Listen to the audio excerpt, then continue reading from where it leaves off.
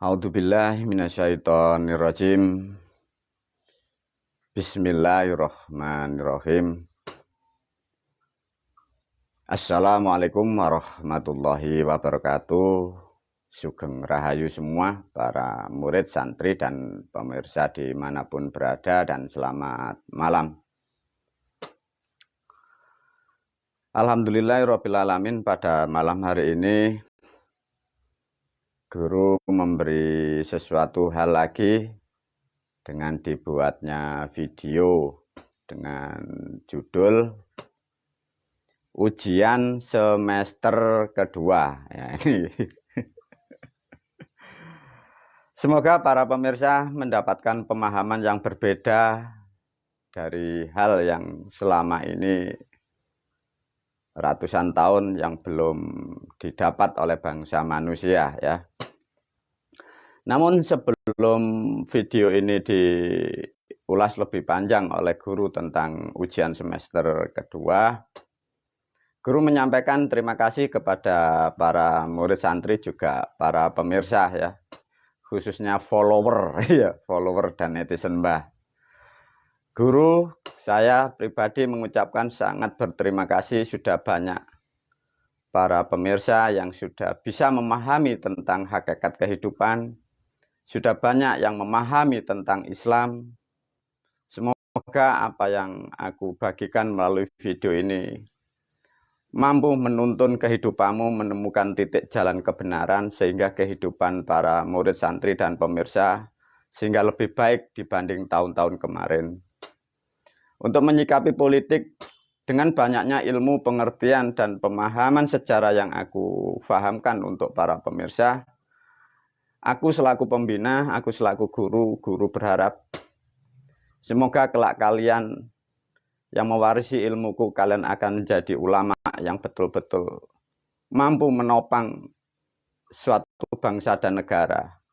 Dengan banyaknya ilmu yang aku bagi melalui video ini, tumbuhlah ulama-ulama yang berkualitas, sehingga umat, bangsa, dan negaramu akan menjadi kuat dan damai dan bahagia. Itu yang sangat diharapkan oleh guru. Namun seperti biasanya, karena video ini guru dikhususkan memang untuk murid dan santri, dan juga bagi para pemirsa yang menginginkan suatu pemahaman baru atau yang menginginkan suatu kebenaran, ya. Dan untuk yang ketiga, memang video ini dikhususkan bagi manusia, ya, yang akalnya masih sehat, ya, yang hati nuraninya masih berfungsi, ya, ini. Dan di luar itu janganlah mengikuti video guru, nanti apa dampaknya? 1 error, 2 pusing, 3 pemarah, 4 lapor ke negara nanti. Ayo para murid, para santri, semoga ini nanti guru dapat 2 video atau 3, enggak ngerti, semoga minimal 2 video, ya. Seperti apa yang sudah disampaikan guru melalui videonya dimanapun, ya, ini juga terutama bagi murid yang diutamakan karena sudah terdidik. Sesuai dengan konteks video ini diberi judul ujian semester kedua. Guru berjanji kemarin kalau ujian semester pertama bisa sedikit menjawab dengan tepat dan benar, kalian akan diangkat oleh guru menjadi ulama, dibikinkan tumpeng, ya. Tapi alhamdulillah jawaban maksimal 60-70% guru karo nganalisa, tapi itu sudah menjadi kebanggaan bagi bangsa dan kebanggaan bagi Islam, dan guru pun juga bangga kalian sudah mampu menyelesaikan pertanyaan seperti yang di video pertama. Para murid, para santri, dan pemirsa, untuk ujian semester kedua ini sebenarnya dibutuhkan beberapa aspek, ya.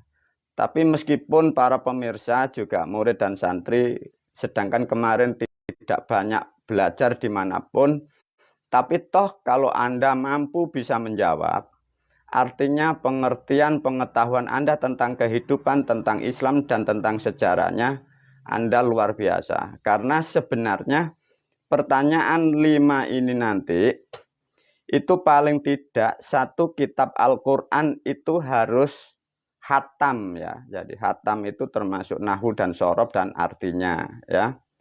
Itu seharusnya di situ. Yang kedua, seharusnya sebelum menjawab 5 ini harus paham namanya kitab Usuluddin, atau meskipun tidak banyak tentang kitab Usuluddin, minimal cukup. Jadi mempelajari Usuluddin itu sejarah yang benar ya, bukan sejarah yang katanya loh ya, nanti rawahul Bukhari ya, nanti kan ya repot juga.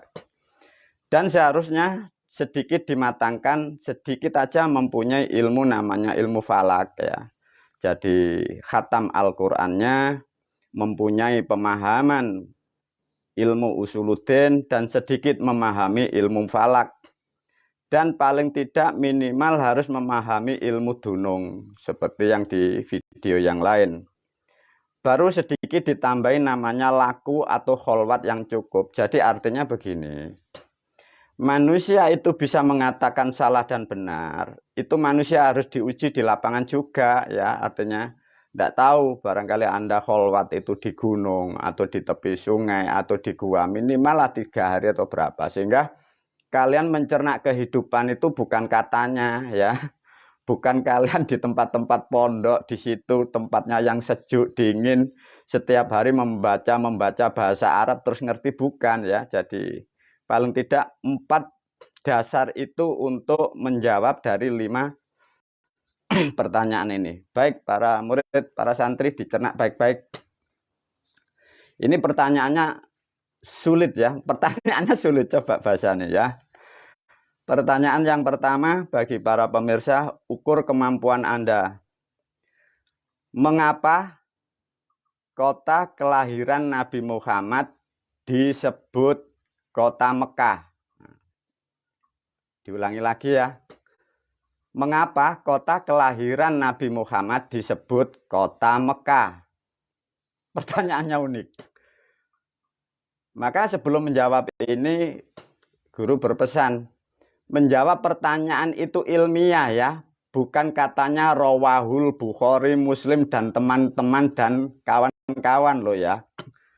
Jadi rasional, bisa dinalar, bisa diterima, bisa dibawa ke ranah hukum ya. Diulangi kembali, mengapa kota kelahiran Nabi Muhammad disebut kota Mekah? Nah, 1. Yang kedua, pertanyaannya juga unik. Mengapa ibunya Nabi Muhammad itu namanya kok Siti Aminah ya? Kok tidak Bulik Yati gitu. Coba diingat-ingat ya. Mengapa ibunya bernama Siti Aminah ya?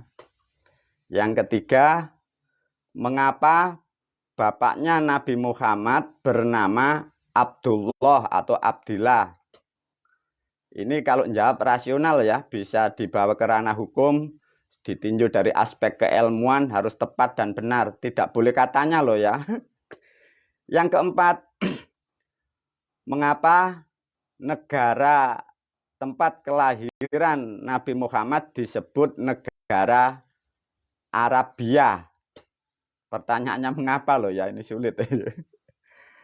Yang kelima, kelahiran Nabi Muhammad Shallallahu Alaihi Wasallam bersama dengan peristiwa turunnya wahyu surat Fil.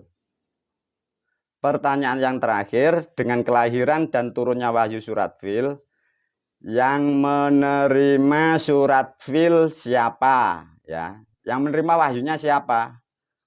Karena Kanjeng Nabi baru lahir procot ya. Keren ini nanti. Para murid, para santri, dan para pemirsa dimanapun berada, dari 5 pertanyaan ini dirangkai dengan semester yang pertama, ini semester kedua. Siapapun kalian yang mampu menjawab dan menerangkan dengan tepat dan benar dan ilmiah, minimal makom derajatmu bisa disebut bibit-bibitnya ulama, bibit-bibitnya manusia yang kelak kalian bisa disebutlah ahli surga. Paling tidak kalau Anda bisa sedikit memahami dari semester pertama dan kedua atau menjawab dengan tepat dan benar, pahami betul-betul. Minimal setelah menjawab, Anda akan mendapatkan rahmat. Minimal dari kesehatan Anda bisa berubah lebih baik. Barangkali kemarin yang pikiran padat Anda akan terlonggarkan. Barangkali kemarin yang rezekimu agak serat, kalian akan lebih terbuka. Mengapa guru? Karena dengan pertanyaan yang aku sampaikan ini membuka cakrawala yang 1400 tahun kodrat manusia tertutup otaknya, tertutup rahmatnya. Sehingga melalui video ini semoga kalian pandai-pandai menjawab dengan benar. Meskipun tidak benar, belajarlah untuk menjawab sesuai kemampuan. Tapi harus rasional ya, jangan katanya loh.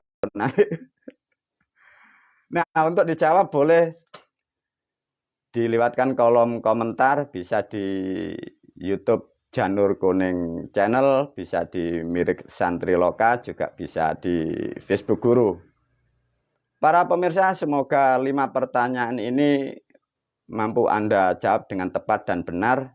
Dan sebagai nasihat melalui video ini, tatkala semester 1 dan 2 ini bisa dijawab dengan tepat dan benar, ini nanti sebagai minimal syarat menjadi ulama Islam di negara Republik Indonesia.